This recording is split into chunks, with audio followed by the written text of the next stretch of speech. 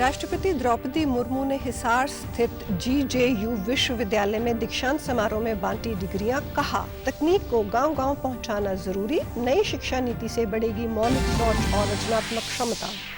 संसद के बजट सत्र के दूसरे चरण में वोटर लिस्ट पर चर्चा की मांग को लेकर विपक्ष का हंगामा। भाषा विवाद पर शिक्षा मंत्री धर्मेंद्र प्रधान का डीएमके पर प्रहार। कहा, स्टालिन सरकार मुद्दों पर कर रही राजनीति। प्रदेश के बजट सत्र के दूसरे दिन राज्यपाल के अभिभाषण पर हुई चर्चा। प्रश्नकाल में विधायकों ने सरकार से पूछे सवाल। मुख्यमंत्री ने कहा, पोर्टल पर पंजीकृत सभी किसानों को मिल रही है प्रोत्साहन राशि।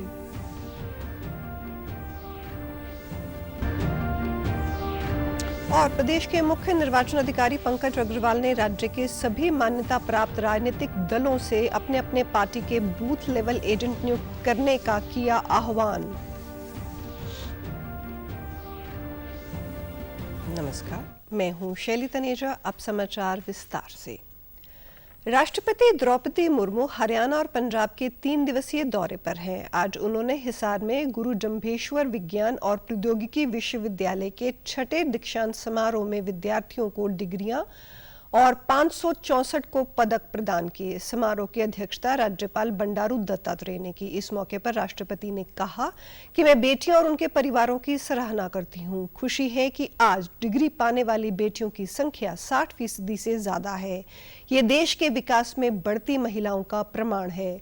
उन्होंने कहा कि आप रोजगार पाने की मानसिकता को बदलें और रोजगार उत्पन्न करने की मानसिकता के साथ आगे बढ़ें।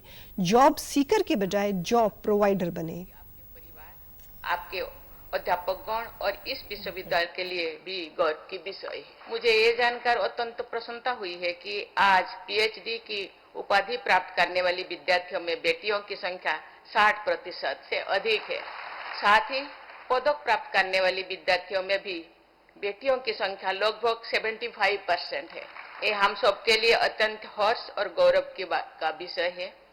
इस उपलब्धि के लिए मैं सभी बेटियों और उनके परिवारजनों तथा शिक्षकों की बहुत बहुत सराहना करती हूँ। ये हरियाणा की ही नहीं बल्कि हमारे देश के विकास और समाज में महिलाओं की बढ़ती भूमिका का प्रमाण है। उन्होंने कहा कि शिक्षा प्रणाली में बदलाव के लिए नई राष्ट्रीय शिक्षा नीति लागू की गई है। इसी के अनुरूप ग्रहण की गई शिक्षा विद्यार्थियों में मौलिक सोच और रचनात्मक क्षमता को बढ़ावा देगी, रोजगार के बेहतर अवसर उपलब्ध करवाएगी। देश के विकास के लिए ये भी आवश्यक है कि तकनीक गांव-गांव तक पहुंचे। उन्होंने कहा कि गुरु जम्भेश्वर महाराज वैज्ञानिक सोच और नैतिक जीवन शैली के समर्थक थे। उनकी दी गई प्राकृतिक संरक्षण, सभी जीवों के प्रति करुणा की शिक्षाएं आज भी प्रासंगिक है। विद्यालय का नाम रखा गया है, वो एक महान संत और दार्शनिक थे। वे वैज्ञानिक सोच, नैतिक जीवन शैली और पर्यावरण संरक्षण के समर्थक थे। मैं उनकी स्मृति में सादर नमन करती हूँ। प्यारे विद्यार्थियों, आज के दिन आपके जीवन की नई यात्रा शुरू हो रही है। इस यात्रा में चुनौतियां भी है और अवसर भी है। निरंतर सीखते हुए और अपने कौशल को बेहतर करते हुए आप चुनौतियों को अवसर में बदल सकते हैं। तेजी से बदलते हुए परिवेशों में अपने आप को प्रासंगिक बनाए रखने के लिए आपको हमेशा नवीनतम तकनीकों और रुझानों से अवगत रहना होगा। इस मौके पर राज्यपाल बंडारू दत्तात्रेय ने कहा कि शिक्षा के क्षेत्र में बेटियां बहुत आगे बढ़ रही हैं। डिग्री मिलने के अगले दिन से दिनचर्या बदल जाती है। सभी नौकरी खोजने लग जाएंगे। टेक्नोलॉजी में आप जितना आगे बढ़ोगे उतनी ही तरक्की करोगे। इसलिए आप नौकरी ढूंढने वाले नहीं, नौकरी देने वाले होने चाहिए। जो है 1131 है, इसे दिखता है बेटियां बहुत आगे बढ़ रही है। मैं बेटियों को अभिनंदन करना चाहता हूं। आप लोग नौकरी के लिए आप कुछ लोगों को मिलेगा, नौकरी तो सबको नहीं मिलेगा। नौकरी इन लोगों को मिलेगा जिसके पास उत्तम टेक्नोलॉजी है, जिसके पास नए नए टेक्नोलॉजी के आधार पर आगे बढ़ रहे हैं। ऐसे टेक्नोलॉजी में आप जितने आगे बढ़ेंगे उतने आपको जो है नौकरी अच्छा मिलेगा, मुझे पूरा विश्वास है। लेकिन आपको मुझे चाहिए, आप नौकरी ढूंढने वाले नहीं होना चाहिए, आप नौकरी देने वाले होना चाहिए। इस मौके पर GJU के वाइस चांसलर नरसी राम बिश्नोई ने बताया कि विद्यार्थियों को ईमेल पर डिजिटल डिग्रियां पहुंच जाएंगी। GJU डिजिटल डिग्री प्रदान करने वाला प्रदेश का पहला विश्वविद्यालय है। राष्ट्रपति अपने दौरे के दौरान कल बठिंडा में पंजाब केंद्रीय विश्वविद्यालय और एम्स के दीक्षांत समारोह में भाग लेंगी। संसद के बजट सत्र का दूसरा चरण आज से शुरू हो गया है। इस दौरान 20 बैठकें होंगी। राज्यसभा में कार्रवाई शुरू होते ही सबसे पहले भारतीय क्रिकेट टीम को चैंपियंस ट्रॉफी जीतने पर बधाई दी गई। उपसभापति हरिवंश ने सदन की ओर से टीम इंडिया को बधाई दी। इसके बाद राज्यसभा में गृह राज्य मंत्री नित्यानंद राय में मणिपुर में धारा 356 को लेकर प्रतिवेदन की प्रति राज्यसभा के पटल पर रखी। विपक्ष ने मतदाता सूची के मुद्दे और नियम 267 नहीं लेने के मुद्दे पर राज्यसभा से वॉकआउट किया।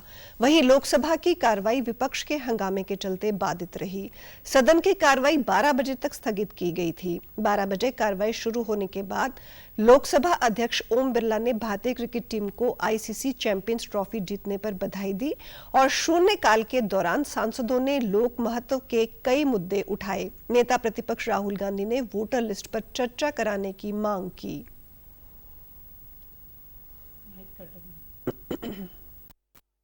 दर्शकगण, भारतीय क्रिकेट टीम ने कल दुबई में न्यूजीलैंड को पराजित कर तीसरी बार ICC चैंपियंस ट्रॉफी जीतकर एक बड़ी उपलब्धि हासिल की है। इस जीत से पूरे देश में उत्साह और उल्लास का वातावरण है। ये ऐतिहासिक उपलब्धि सभी खिलाड़ियों के साथ उन सभी भारतीय युवाओं के लिए बड़ी प्रेरणा है जो अपने अपने क्षेत्रों में उत्कृष्टता हासिल करने के लिए कड़ी मेहनत कर रहे हैं। मैं अपनी ओर से तथा सभा के सभी माननीय सदस्यों की ओर से भारतीय क्रिकेट टीम के कप्तान श्री रोहित शर्मा जी तथा टीम के सभी सदस्यों को बधाई देता हूं। हम अपनी क्रिकेट टीम को आगामी प्रतियोगिता के लिए अपनी शुभकामनाएं देते हैं। इससे पहले लोकसभा के शुरू होने के बाद प्रश्नकाल के दौरान विभिन्न मंत्रालयों से अहम प्रश्न पूछे गए। शिक्षा मंत्रालय से PM श्री योजना से जुड़ा सवाल पूछा गया। वहीं सांस्कृतिक मंत्रालय से पुरातात्विक स्थलों की सुरक्षा और संरक्षण से जुड़ा सवाल पूछा गया। केंद्रीय मंत्री धर्मेंद्र प्रधान ने तमिलनाडु की स्टालिन सरकार पर हमला बोलते हुए कहा कि राज्य सरकार के छात्रों के भविष्य के साथ खिलवाड़ कर रही है। लोकसभा में प्रश्नकाल के दौरान PM श्री स्कूल को लेकर सवाल के जवाब में धर्मेंद्र प्रधान ने कहा कि राज्य सरकार ने PM श्री स्कूल से जुड़े मसले पर यू टर्न लेने का भी आरोप लगाया है। Tamil Nadu government has ready to sign an MOU with Government of India for accepting PM Shri.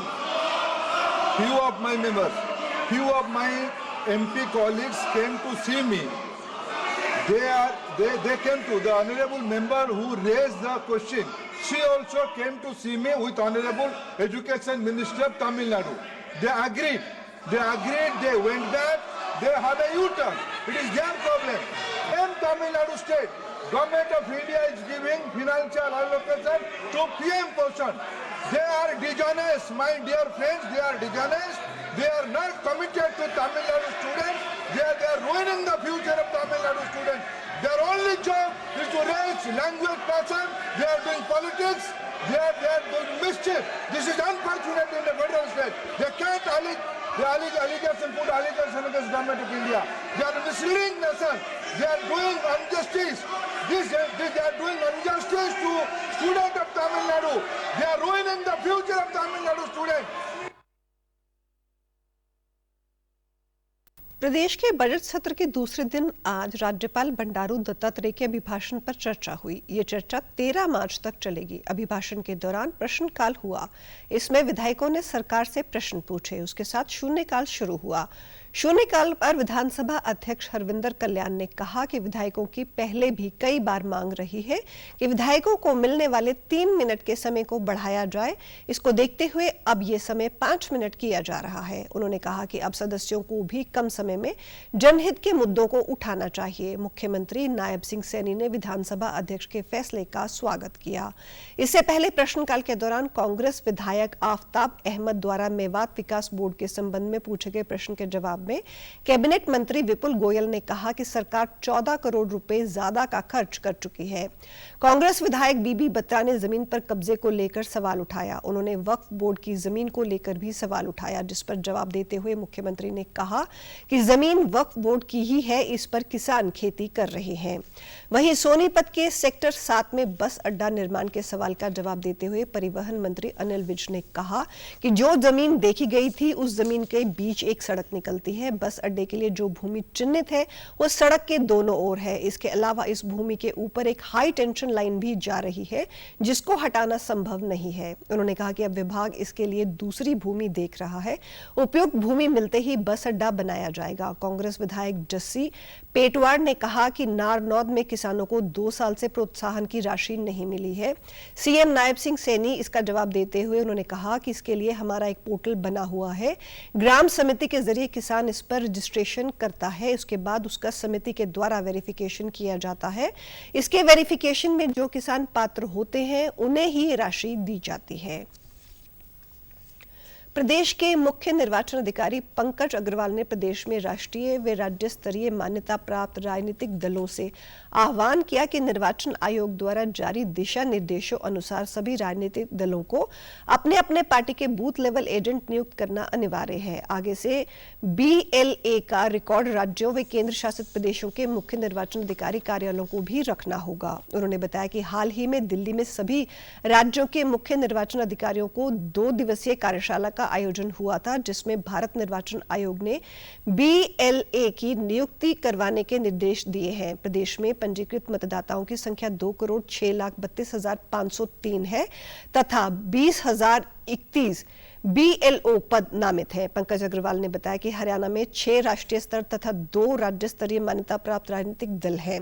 सभी दलों को बूथ लेवल एजेंट 1 और 2 की नियुक्ति करनी है। राजनीतिक दलों के लिए बूथ लेवल एजेंट एक प्राधिकृत व्यक्ति है जो मतदान से संबंधित सामग्री अपनी पार्टी के लिए चुनाव आयोग से लेता है।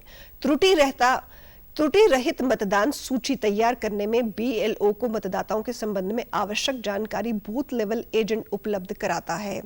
उन्होंने कहा कि वर्ष 2008 में बूथ लेवल एजेंट की नियुक्ति करने की चुनाव आयोग ने सिफारिश की थी, लेकिन अधिकांश राजनीतिक दल इसके प्रति गंभीर नहीं है। निर्वाचन आयोग ने निर्णय लिया है कि आगामी 3 महीनों में राज्य के मुख्य निर्वाचन अधिकारी एक यूनिक नेशनल फोटो युक्त मतदाता पहचान पत्र तैयार करें।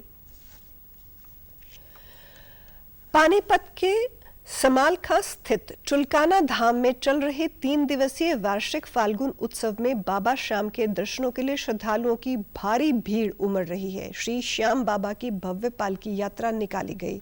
श्रद्धालुओं ने रंग बिरंगे गुलाल उड़ाते हुए नृत्य किया। समालखा की नई अनाज मंडी से हजारों श्रद्धालु पालकी और निशान यात्रा के साथ धाम में पहुंचे। मेले में पहली बार एक विशेष तरीके से आरती की व्यवस्था की गई है। गेट नंबर 1 पर 10 और गेट नंबर 3 पर 5 गलियारे बनाए गए हैं। श्रद्धालु इन्हीं गलियारों से होकर बाबा के दर्शन कर सकते हैं। 11 मार्च तक होने वाले इस आयोजन में प्रदेश सहित राजस्थान, पंजाब, उत्तराखंड, दिल्ली, यूपी और हिमाचल प्रदेश से लगभग 20 लाख श्रद्धालुओं के आने की उम्मीद है। श्याम बाबा मंदिर के पुजारी विजय दास ने कहा कि श्याम बाबा सभी भक्तों के दुखों को दूर करते हैं। श्रद्धालु हर साल यहाँ बड़ी संख्या में बाबा का आशीर्वाद लेने आते हैं। आए हुए सभी श्याम भक्तों का हार्दिक स्वागत करता हूं और श्याम बाबा से प्रार्थना करता हूं कि श्याम बाबा सभी भक्तों की मनोकामना पूरी करें। 9 मार्च से लेकर के और 12 मार्च तक का मेला होता है, होली तक का। बड़े श्रद्धालु आते हैं बड़े भावों के साथ और बाबा श्याम उनकी मनोकामना पूरी करते हैं और यहाँ कई लाख आदमी बाबा के दर्शन करते हैं, अपनी मनोकामना पूरी बार करते हैं। 15 से लेकर 20-25 लाख तक के श्रद्धालु बाबा का दर्शन करते हैं और आशीर्वाद प्राप्त करते हैं।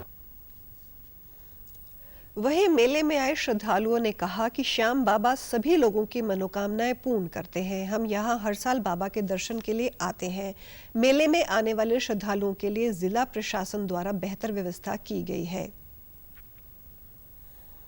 लोग भक्त बड़ी दूर दूर से आते हैं, बाबा की श्रद्धा से भक्ति से झंडे लेके आते हैं और बाबा का इनका अद्भुत श्रृंगार किया गया है। बेंगलोर से फूल लाए गए हैं, इतना अद्भुत तैयारी की गई है। हमारे कृष्ण सैनी ने बहुत बड़ा भंडारा दिया है, 2-3 सालों से भंडारा दे रहे हैं। जब से आई हूँ यही श्याम बाबा की आस्था देखती आ रही हूँ और श्याम बाबा की आस्था है दिन प्रतिदिन बढ़ती जा रही है लोगों में भी।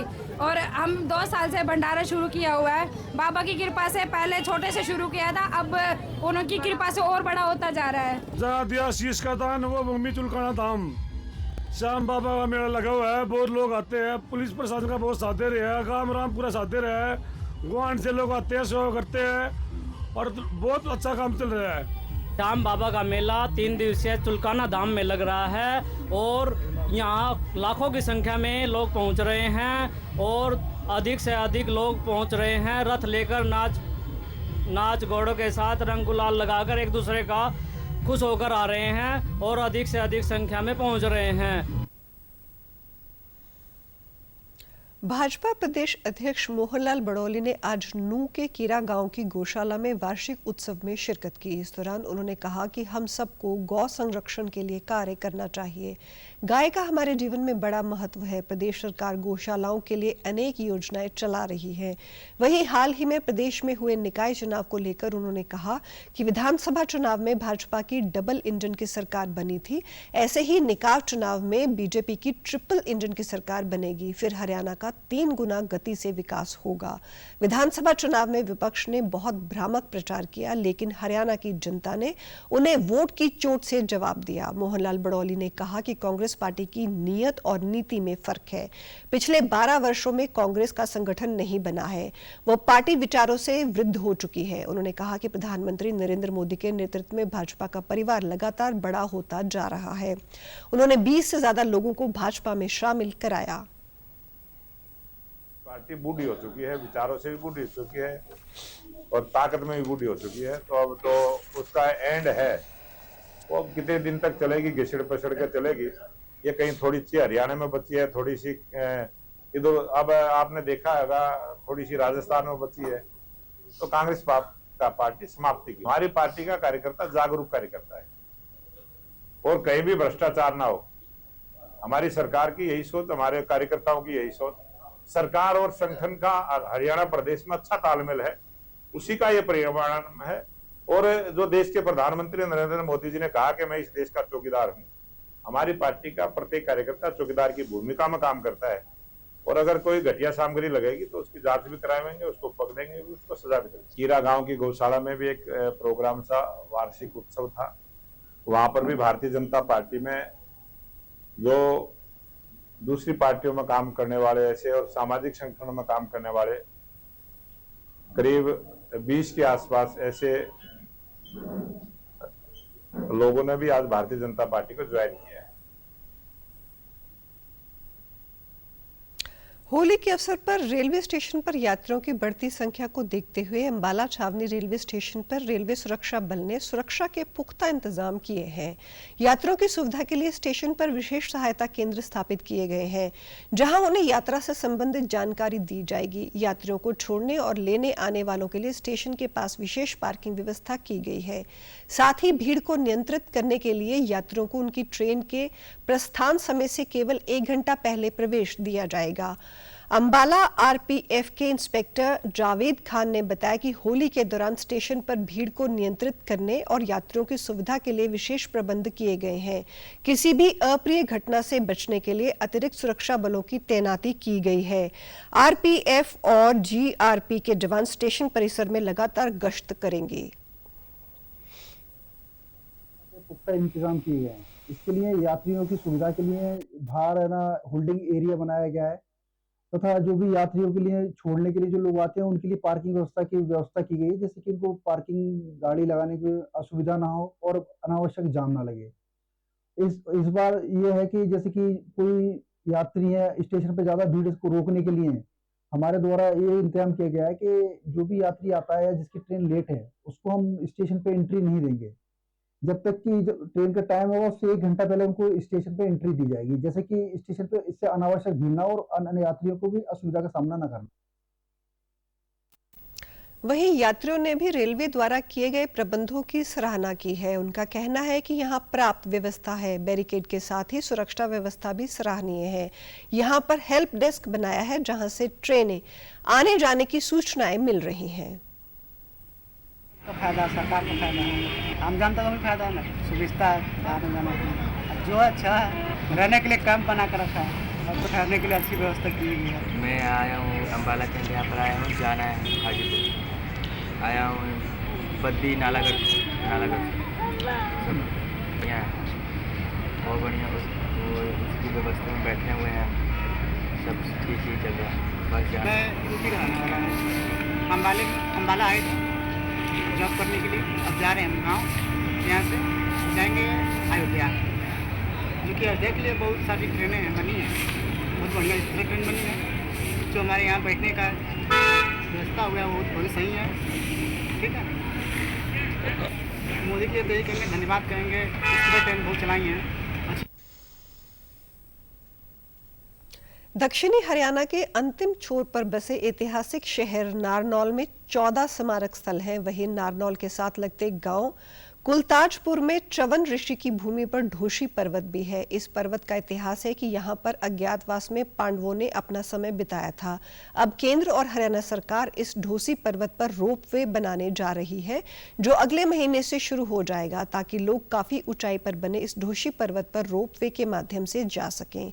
इसी तरह नारनौल में बीरबल का छत्ता, जल महल, चोर गुंबद के जीर्णोद्वार का कार्य लंबे समय से कराया जा रहा है।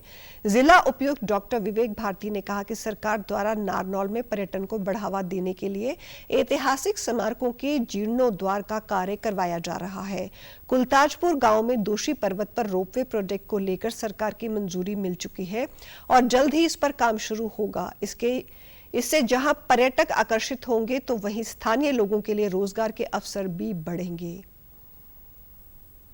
ढोसी पर्वत की बड़ी ऐतिहासिक मान्यता है। ये ऋषि च्यवन से जुड़ा हुआ है और उन्होंने बहुत लंबे समय यहाँ तपस्या भी की और अब सरकार, हरियाणा सरकार भी और भारत सरकार भी इसको टूरिज्म डेस्टिनेशन की तरह डेवलप करना चाहती है और उसके लिए रोपवे का एक प्रोजेक्ट, रोपवे बनाने का प्रोजेक्ट शुरू हुआ है और धीरे धीरे ये सरकार के प्रयास को करते हुए ये इस विषय में हम आगे कदम उठाएं। लोगों को रोजगार भी मिलेगा और उसके अलावा जो हमारी भारतीय संस्कृति है उसको भी बढ़ावा मिलेगा और लोगों को और मौका मिलेगा कि वो आएं और इसको देखें। रेनोवेशन का काम चल रहा है, बीरबल का छत्ता है उसका रेनोवेशन का काम चल रहा है, इधर माधोगढ़ फोर्ट है और भी जो इस तरह के प्रोजेक्ट हैं अलग अलग, जो क्योंकि यहाँ ऐतिहासिक नगरी ये रहा है और कहीं ना कहीं दिल्ली की नियरनेस भी टूरिज्म को बढ़ावा देने में हमें हेल्प करेगी। महेंद्रगढ़ जिले को पर्यटन स्थल के रूप में विकसित करने की सरकार की योजना को लेकर आम लोगों ने हरियाणा सरकार और जिला प्रशासन का आभार जताया। उन्होंने कहा कि ऐतिहासिक स्मारकों को भी पर्यटन स्थल के रूप में विकसित करने के से क्षेत्र में रोजगार के अवसर भी बढ़ेंगे। समय में पांडवों ने भी यहाँ पर कुछ समय रुके थे यहाँ पर। अब सरकार इसको अगले महीने से रोपवे, जो कि हरियाणा सरकार और भारत सरकार का कंबाइंड प्रोजेक्ट है, उसको अगले महीने रोपवे का काम यहाँ से चलेगा। इससे ये क्षेत्र को अलग एक पहचान मिलेगी और इस एनसीआर के क्षेत्र में कहीं पर भी रोपवे नहीं है, पहला रोपवे होगा यहाँ पर, जिससे टूरिस्ट और बढ़ेंगे रोपवे आने से और पैदल भी लोगों को ऊपर नहीं जाना पड़ेगा, रोपवे के माध्यम से ऊपर जाना पड़ेगा। जो और हम ढोसी पे घूमने के लिए आए हैं। यह एक ऐतिहासिक जगह है और यहाँ पर ऋषि जी बहुत तपस्या करी थी और यहाँ पे च्यवनप्राश भी यहीं बनाया गया था और यह एक ऐतिहासिक जगह है और यहाँ पे रोपवे का निर्माण किया जा रहा है सरकार के द्वारा। ये हमारे लिए बहुत खुशी की बात है, जिससे सभी लोगों को आसानी से जगह पे पहुंचने की, जाने की कोई दिक्कत नहीं होगी। सरकार का यह बहुत अच्छा कदम है, जिससे भाई बूढ़े जवान लोग सभी के लिए यह एक आसान तरीका है, वहाँ पे चढ़ाई के लिए आसान तरीका है जाने का और जिससे कोई समस्या भी नहीं होगी, दिक्कत भी नहीं आएगी। पंजाब में जारी नशा रोधी अभियान में अब तक 1000 से ज्यादा लोग गिरफ्तार किए जा चुके हैं। इसी तलाशी अभियान में तरन तारण में एक मोस्ट वांटेड ड्रग तस्कर शहनाज सिंह उर्फ शोन भिंडर को गिरफ्तार किया गया है। शोन भिंडर न सिर्फ अंतर्राष्ट्रीय ड्रग तस्कर है बल्कि वे अपने गिरोह का सरगना भी है। शोन भिंडर को अमेरिका की FBI भी तलाश कर रही थी। पंजाब पुलिस के DGP के एक्स अकाउंट के जरिए इस गिरफ्तारी की जानकारी दी गई है। एक्स पर एक पोस्ट में लिखा गया कि एक बड़ी सफलता में तरन तारण पुलिस ने FBI द्वारा वांछित एक अंतर्राष्ट्रीय ड्रग माफिया शहनाज सिंह उर्फ शोन भिंडर को गिरफ्तार किया है। वो एक वैश्विक नारकोटिक्स सिंडिकेट का मुख्य खिलाड़ी है जो कोलंबिया से USA और कनाडा के कोकीन की तस्करी करता था। पुलिस ने कार्रवाई 26 फरवरी को अमेरिका में उसके 4 सहयोगी की गिरफ्तारियों के बाद की है।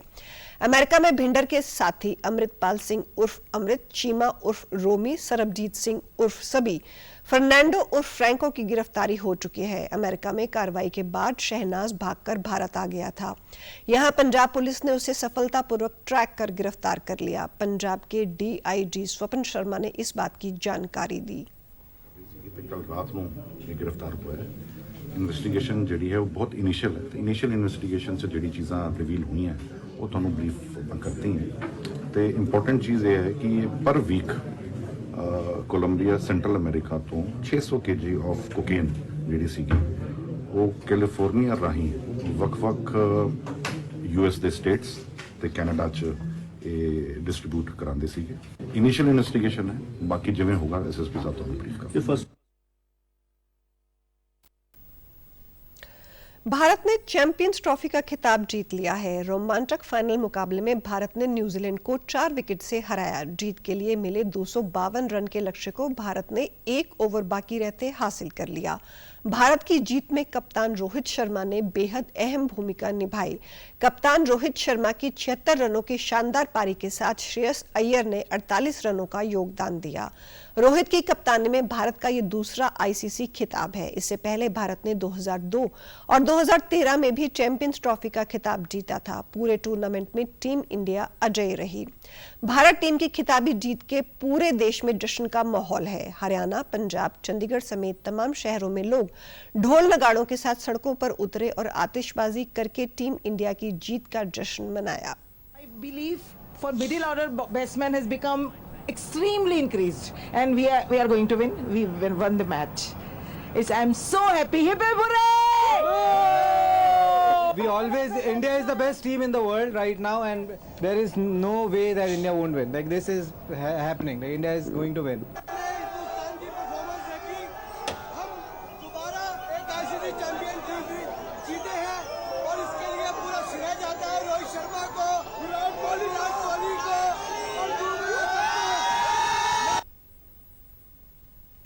राष्ट्रपति द्रौपदी मुर्मू ने शानदार जीत पर टीम इंडिया को बधाई दी है। अपने सोशल मीडिया प्लेटफॉर्म X पर उन्होंने लिखा कि ICC चैंपियंस ट्रॉफी 2025 जीतने के लिए टीम इंडिया को हार्दिक बधाई। वहीं प्रधानमंत्री नरेंद्र मोदी ने भारतीय क्रिकेट टीम को बधाई देते हुए अपने सोशल मीडिया अकाउंट X पर लिखा, एक असाधारण खेल और एक असाधारण परिणाम। ICC चैंपियंस ट्रॉफी घर लाने के लिए हमारी क्रिकेट टीम पर गर्व है। उन्होंने पूरे टूर्नामेंट में शानदार प्रदर्शन किया है। शानदार प्रदर्शन के लिए हमारी टीम को बधाई। समाचारों में आज इतना ही। नमस्कार।